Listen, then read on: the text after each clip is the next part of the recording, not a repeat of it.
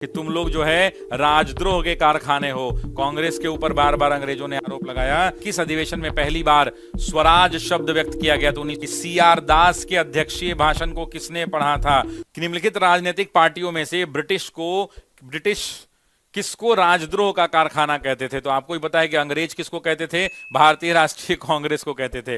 कांग्रेस को क्या कहते थे? कि तुम लोग जो है राजद्रोह के कारखाने हो। कांग्रेस के ऊपर बार बार अंग्रेजों ने आरोप लगाया, राजद्रोह का कारखाना। भारतीय राष्ट्रीय कांग्रेस के सन 1905 के बनारस अधिवेशन के अध्यक्ष कौन थे? ये वही बनारस अधिवेशन जहां पे बंगाल विभाजन का निंदा किया गया था, विरोध किया गया था, स्वदेशी और बहिष्कार की परिकल्पना की गई थी। तो देखिए, बनारस अधिवेशन के अध्यक्ष कौन थे? गोपाल कृष्ण गोखले हुआ करते थे। यहां तो इन्होंने क्या किया था? भारतीय सेवक मंडल की स्थापना की थी। क्या किया था? भारतीय सेवक मंडल। याद रखना, इसको हिंदी में कहते हैं भारतीय सेवक मंडल या संघ।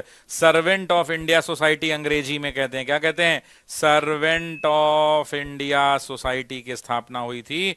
इंडिया सोसाइटी की स्थापना हुई। निम्नलिखित में से किसने 1906 के अधिवेशन के कलकत्ता अधिवेशन में दादा भाई नौरोजी के अध्यक्षीय भाषण को किसने पढ़ा था? तो याद रखिएगा, गोखले ने ही पढ़ा था। गोपाल कृष्ण गोखले थे जिन्होंने दादा भाई नौरोजी के अध्यक्षीय भाषण को पढ़ा था और पढ़कर लोगों को सुनाया था। इस क्वेश्चन को भी ध्यान रख लीजिएगा। अच्छा, एक और सवाल आता है 1921 के अधिवेशन से संबंधित कि CR दास के अध्यक्षीय भाषण को किसने पढ़ा था?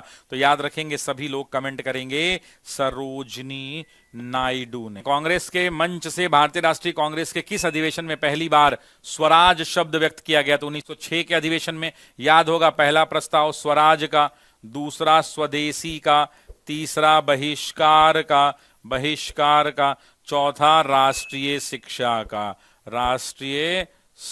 का। तो यहीं पर पहली बार स्वराज शब्द की परिकल्पना हुई थी।